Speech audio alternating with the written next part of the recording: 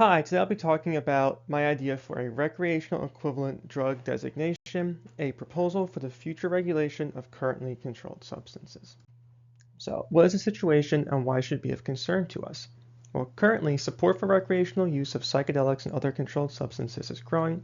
74 psychedelic reform bills have been proposed across various states, and 10 of them have actually been signed into law. With this in mind, psilocybin, MDMA, and other psychedelics may one day be approved as drugs, which will make them unable to be dietary supplements.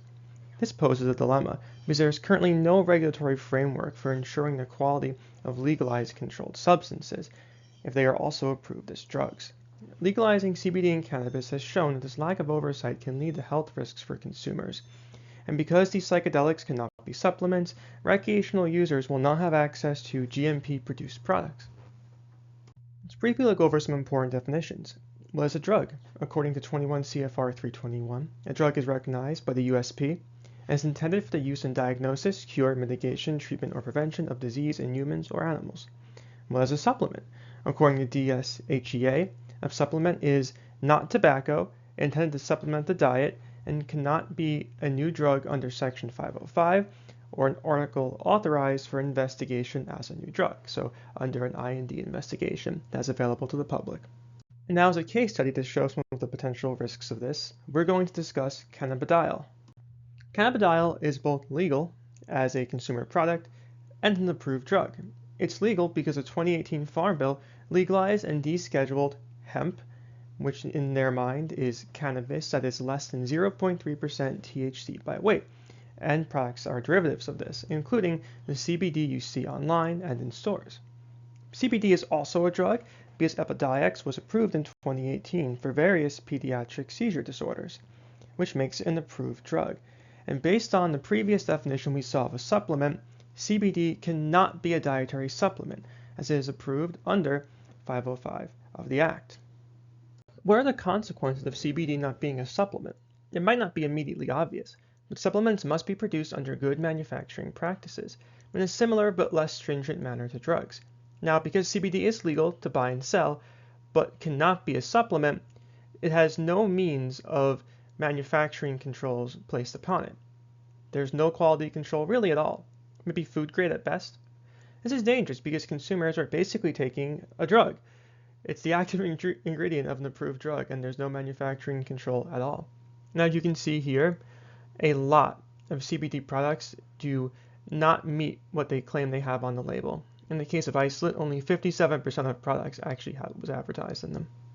So CBD is one thing, but how does this relate to psychedelics and other controlled substances? Well, to end up in CBD situation, you must be legalized for recreational or consumer use and also be a drug. This could happen to some current controlled substances, but psychedelics seem to be the most likely. So if a state, for example, legalized psilocybin and then approved it for a major depressive disorder, it will fall into this existing loophole, which I'm going to call the CBD loophole. As states like Oregon push forward legal psychedelic use and companies advance drugs like psilocybin and MDMA to phase 3, we may see that this loophole is something we have to worry about pretty soon. My proposed legal change is the establishment of a new drug pathway called recreational equivalent drug, or RED. RED is a drug approved and manufactured specifically for recreational use. So because of this, it'll be manufactured under GMP. Specifically, it'll be manufactured under GMP for drugs.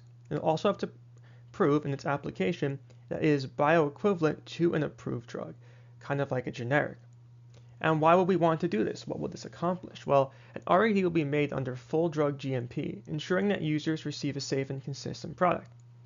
It will allow consumption of these controlled substances to be monitored and restricted if necessary. So you would get this for a pharmacy.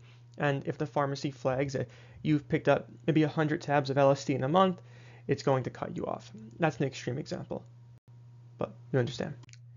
Having a recreationally available drug like this could be pretty dangerous. We need to set up some criteria for what can and can't be an RED.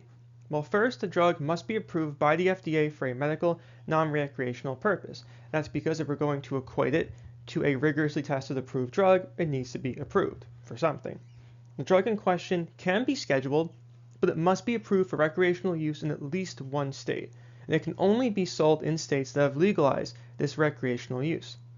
The drug must be determined to have minimal risk of addiction or overdose, and this will be determined by the FDA in the RED application, not by the DEA. So how do we put something like this into action in our current framework? Well, in order for this to occur, we would need to amend the FD&C Act to include the addition of a new approval pathway for RED.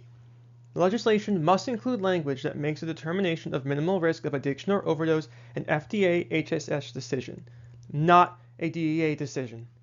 This legislation must include a PDUFA-style regime that charges RED applicants a fee to apply for RED status. This will fund the FDA's evaluations and provide some money to the agency. So you want to sell a controlled, legalized substance. How do you submit an RED application? Well, the manufacturer will submit an RED application, and the content will be very similar to an abbreviated new drug application, which you would use for a generic. They must market a dose or doses equal to those used in medical use and prove bioequivalence. So if a company has 100 UG LSD tab, you also have to do 100 UG LSD. The manufacturer must also provide evidence and arguments either from literature or their own clinical studies showing that the RED drug has minimal risk of addiction or overdose. Here's an example of how this might play out. Say LSD is approved as a drug in a 100 UG blotter for depression. It's also approved recreationally in New York and Oregon. The manufacturer will apply for RED. Cedar, since it's a drug, will approve the application if they approve it. And 100 mg LSD tablets or blotters, small mistake there, shipped to participating pharmacies in New York and Oregon, where it's legalized. And then drugs will be dispensed by the pharmacy to consumers of appropriate age, or any other restrictions the FDA might want to put in this RED application. How will this impact consumers? Well, positively, they'll have access to safe recreational drugs in states where these drugs are legal. And they will not have to use the informal market, which for some people could be scary or dangerous or uncertain. The negatives are, with very little risk to consumers, this may encourage more drug use, and for some, this could rise to an unsafe level, potentially. And REDs will be drugs, right? They're going to be probably significantly more expensive than the alternatives in the informal market, and insurance is probably not going to cover recreational drugs.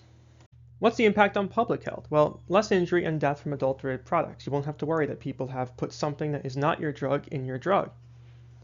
And then they'll have the ability to track at-risk patients through pharmacy records of purchase. You'll know who's purchasing these things, and this could pose its own privacy issues, but for the most part, it'll help provide some oversight on the system. The negative being that a lack of oversight during administration could cause medical issues, especially if you're talking about psychedelics. These are powerful. Doing them unsupervised could be an issue for some. And because it's so easy to get them, it's possible that this supply could eventually end up in the hands of children, no different from someone buying alcohol for a minor. For the FDA, the high user application fees for REDs will help supplement the FDA's budget. The FDA will probably charge a surcharge more than they need to actually recoup the funds, so this has some kind of net benefit to public health and the agency. And this will give them oversight over previously unregulated products. A negative is the FDA has finite resources, and spending some on recreational drugs might be a hard sell. The impact on the DEA. Well, the informal market will still exist because these drugs will be so expensive that people will still buy informal versions, but they'll have reduced power. It'll be reduced workload on the DEA as some drugs are now more regulated by the FDA through this drug legalization. Negative is they will lose some power and authority, which they are big on, and potential diversion of RED products across state lines and to minors, as it's so easy to get. In conclusion, implementing RED as a drug approval pathway will have some benefits. It'll improve public health, it'll provide tax revenue for states, provide application fees for the FDA, it'll respect the autonomy of adults to purchase and ingest things that don't harm other people, and it'll close the current CBD regulatory loophole for good. And here are my references. Thank you so much for watching.